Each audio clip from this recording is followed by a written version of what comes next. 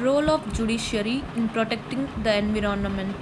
Judiciary plays a very major role in dealing with the environment and as well as in protecting with the environment. Indian judiciary is having a separate field to deal with environmental issues, and that is environmental law. And this law consists of all the rules and regulations pertaining with the environment protection. So this environmental law has seen considerable development in the last 2 decades in India. Most of the principles under which environmental law works in India comes within the period. Role of Indian judiciary in the evaluation of the environmental jurisprudence has been immense. The concept of environmental protection and prevention is not new. It has been intersecting in many ancient civilizations. Ancient Indian texts highlights that it is the dharma of each individual in the society to protect nature, and the term nature includes land, water, trees and animals, which are of great importance to us. It was been stated under ancient Hindu script. So let us move into the provisions of Indian Constitution relevant to the environment. Article 47. So Article 47, it's laid down duty of the state to raise the level of nutrition and the standard of living and to improve the public health.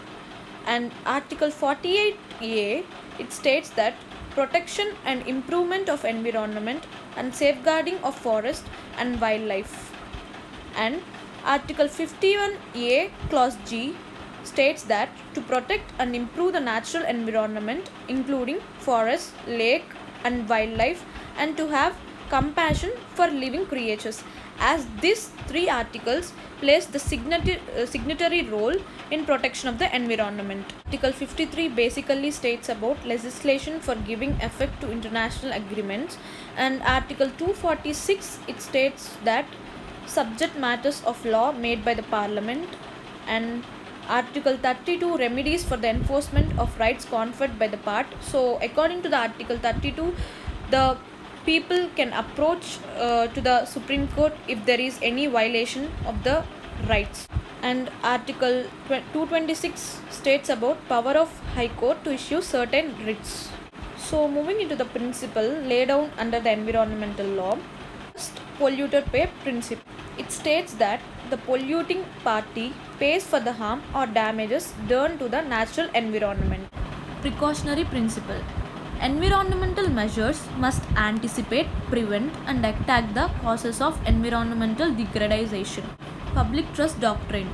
The public trust doctrine primarily rests on the principle that certain resources like air, water, sea and the forest have such great importance to a people as a whole that it would be wholly unjustified to make them a subject of private ownership. These are some of the principles enacted in the environmental law, and these principles are laid down in order to protect the environment from such disasters or degradation. Bhopal gas tragedy. Basically, this case law led to various number of changes in environmental law.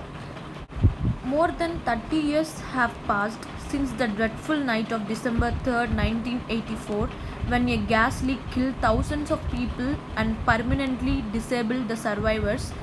The immediate effects of the gas killed 3,787 people and several thousands over the next decade.